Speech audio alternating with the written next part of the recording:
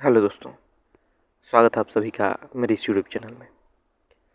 दोस्तों, आत्मज्ञान, self knowledge, खुद का ज्ञान आखिर होता क्या है और कैसे होता है, क्यों ज़रूरी है, इन सब बातों पे ही आज हम इस वीडियो में चर्चा करेंगे। अगर आप चाहते हैं समझना, जानना, तो ज़रूर इस वीडियो को पूरा देखें, तभी कोई बात समझ में आएगी। दोस्तों, आत्मज्ञान पे अध्यात्म में बड़ा जोर दिया जाता है। जितने भी संत हुए, जितने भी आत्मज्ञानी हुए, जिन्होंने दुनिया को जाना, समझा, जीवन को देखा, जो बड़े बड़े विचारक हुए, सबने आत्मज्ञान पर जोर दिया, सेल्फ नॉलेज पर जोर दिया। क्योंकि कहीं न कहीं हमारे जीवन की, इस दुनिया की सारी समस्याओं का जड़ है आत्मज्ञान का न होना।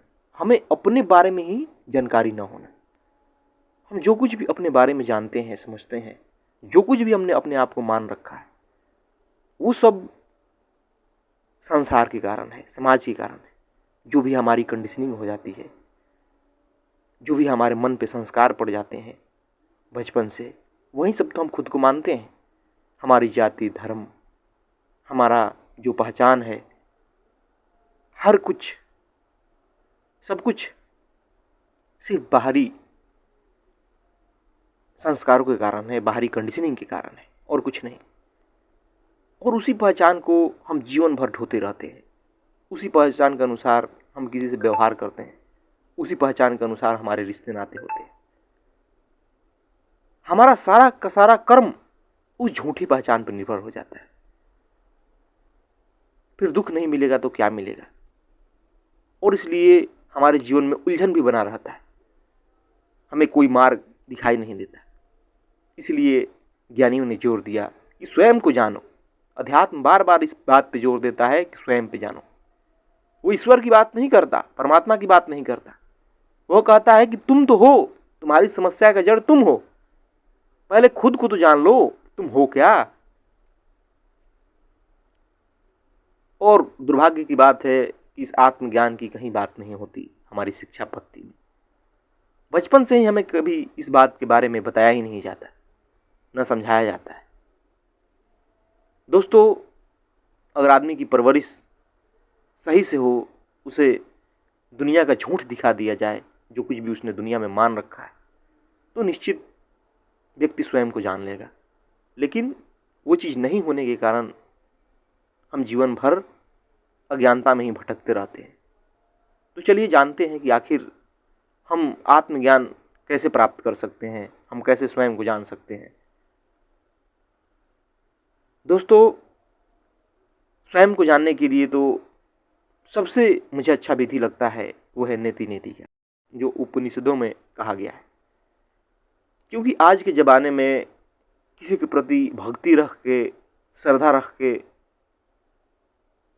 ऐसा करना बड़ा मुश्किल है। क्योंकि आज का मन तार्किक है, आज का मन रेशनल है। वो उसे सारा चीज़ अंधविश्वास लगेगा। लेकिन जो मार्ग है नेति नेति का, यानी कि ये भी नहीं, ये भी नहीं, यानी कि दुनिया में जो भी झूठ है, अगर हम उसको काटते चलें, जो हम नहीं हैं उसे हम देख लें, तो आसानी से हम वहां पहुंच सकते हैं जो कि हम हैं। अब चलिए इसकी विधि समझते हैं। मान लीजिए कि आपका नाम है, आपका कोई भी नाम हो, और हम कोई भी पुकारता है आपको, और फटाक से आप जवाब देते हैं। अब कहीं भी किसी भी काम में डूबे रहते हैं और कोई नाम ले लेता है, आप तुरंत कुछ बोल देते हैं, हाँ, नहीं, कुछ भी, या ध्यान आपका उधर आकर्षित हो जाता है। आखिर सोच कर तो देखिए कि क्या आपका नाम आपका है? जो नाम आपको बचपन में दिया गया, उस नाम को सुनते सुनते सुनते सुनते आपके अवचेतन मन में इस प्रकार बैठ गया कि आप खुद को वही मान बैठे। जबकि सच्चाई यह है कि वो आपका नाम है ही नहीं, लेकिन आपके जीवन का वो सत्य बन गया। अभी एक झूठ तो दिखाई दे दिया हमें कि जो हमारा नाम है वो हमारा है नहीं। उसी प्रकार हम अपने जाति को देखेंगे। उसी प्रकार हम अपने धर्म को देखेंगे कि क्या सच में मेरा जन्म हुआ था तो उसके साथ मेरी जाति आई थी, मेरा धर्म आया था, या मैं यूं ही उसे ढोए जा रहा हूं। और जब इस पर विचार कीजिएगा तो ये भी पता चलेगा कि आपके अवचेतन मन में डाला गया है। नहीं तो कोई जन्म से किसी जात का नहीं होता, वो इंसान पैदा होता है। किसी धर्म का नहीं होता, वो सिर्फ और सिर्फ एक मानव पैदा होता है। लेकिन सामाजिक कंडीशनिंग के कारण, सामाजिक संस्कारबद्धता के कारण, रात दिन एक ही चीज को देखते सुनते रहने के कारण हमारे जीवन में वो रच बस जाता है। हम खुद को वही मान लेते हैं और फिर देखिए कैसे उस मान लेने के कारण, खुद को वही चीज हो जाने के कारण हमारे जीवन में उन सब चीजों से जुड़ी धारणाएं बन जाती है। उस क्षेत्र से जुड़े महापुरुष हो जाते हैं हमारे। हम किसी व्यक्ति विशेष को अपना हितैषी समझने लगते हैं, समाज का उद्धारक समझने लगते हैं, किसी को महापुरुष घोषित कर देते हैं सिर्फ इसलिए क्योंकि उसने हमारी जाति की भलाई की, हमारे धर्म को ऊंचा उठाया। यानी कि जो भी खुद को आपने मान रखा है उससे जुड़ी हुई पूर्व धारणाएं आपसे जुड़ जाती है। और दोस्तों, आप एक इंसान नहीं रह जाते, आप किसी जाति के हो जाते हैं, किसी धर्म का हो जाते हैं, किसी समुदाय विशेष का हो जाते हैं। ये होता है आत्मज्ञान का अभाव। आपके भीतर वो साहस ही नहीं आएगी कि आप खुद को कभी अकेला खड़ा कर सकें। आत्मज्ञान के अभाव में ही दोस्तों आदमी इतना डरा हुआ है, उसको अपने मिटने का डर है। कभी आप अपने मैं पर विचार नहीं करते, तो नीति नीति के माध्यम से हम अपने मैं पे भी विचार करते हैं। क्या सच में जो ये मेरा मैं है ये क्या है, मैं किसे कह रहा हूं कि मैं। तो आप जब विचार करेंगे तो देखेंगे कि जो मैं है ये कभी अकेला खड़ा नहीं होता है। मैं के साथ कुछ ना कुछ बोलना पड़ेगा।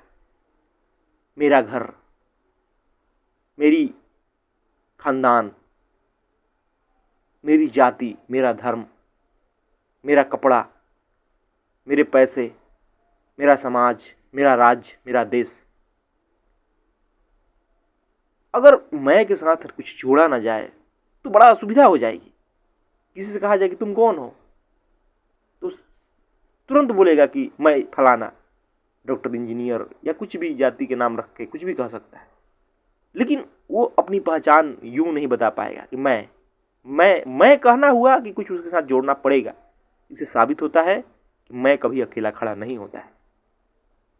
और दोस्तों, आपके जीवन से जो भी चीजें मैं के साथ जोड़ते हैं उसको निकाल दिया जाए, और निकालना पड़ेगा। विचार कीजिएगा तो वो आपका है ही नहीं, वो दुनिया से, समाज से मिला हुआ है। घर है, क्या वो आप जन्म से लाए थे? बिल्कुल नहीं। खानदान है, क्या आप जन्म के साथ आ गया था खानदान? नहीं। आपका इस एक परिवार में जन्म होते ही एक खानदान बन जाता है। आपकी जाति, धर्म, सब कुछ दुनिया से मिला। फिर आप दावे के साथ कैसे कह पाते हैं कि मेरा है? वो आपका कैसे हुआ भाई? जो चीज उधार में मिली हुई है, जो चीज दुनिया से मिली हुई है, वो आपका कैसे हुआ? और इस प्रकार अगर आप विचार करेंगे, इस प्रकार आप चिंतन करेंगे, तो देखेंगे कि धीरे धीरे धीरे धीरे जो भी आपके मन पे बोझ पड़ा है, जो भी बोझ है, जाति, धर्म, समाज, रिश्ते, नाते, सब कुछ झड़ जाएगा। और जैसे जैसे आपका मन का बोझ हल्का होते जाएगा, आप स्वयं को जानते जाएंगे, स्वयं को जानते जाएंगे। और एक पल ऐसा भी आएगा जब आप समझ लेंगे कि ये जो मैं बना हुआ है भीतर, इसका कोई अस्तित्व नहीं है। जैसे कि प्याज होता है। प्याज देखने में तो है कि उसका अस्तित्व है, लेकिन छिलते उतारते उतारते उतारते उतारते पता चलता है कि उसके भीतर कुछ भी नहीं है। उसी प्रकार मैं है। मैं आखिर है क्या? आपके अनुभवों का, आपके विचारों का, आपके संस्कारों का एक जमघट है, और कुछ नहीं है। अगर परत दर परत मैं पे जो विचारों का, संस्कारों का, अनुभवों का हटा दें तो वहां कुछ भी नहीं बचेगा। और इसी मय के कारण, इसी मन पे बोझ के कारण, इसी संस्कार भक्ता के कारण हम पूरे जीवन वो होके जीते हैं जो कभी थे ही नहीं। जो हमें बना दिया गया वो होके हम जीते हैं। समाज में जितने आंदोलन हो रहे हैं, जितने संघर्ष हो रहे हैं, रिश्ते नातों में जितने कड़वाहट है, वो इस कारण ही है कि हमें आत्मज्ञान नहीं है, हमें स्व का अपना बोध नहीं है। हम नहीं जानते कि हमारा सेल्फ क्या है। हम वही मानकर जीते हैं जो कि हमें समाज ने बना दिया है, जो कि हमारा मैं है। दोस्तों, बहुत जरूरी है आत्मज्ञान होना, स्वयं को जानना। लेकिन कभी हम इसकी तरफ प्रयास ही नहीं करते, कभी हम इस तरह सोचते ही नहीं। और यकीन मानिए, जिस दिन आपको ये बोध होगा अपने स्वयं का होने का, मैं हूं क्या, आप आश्चर्य से भर जाएंगे। आपके जीवन से सारे दुख गायब हो जाएंगे।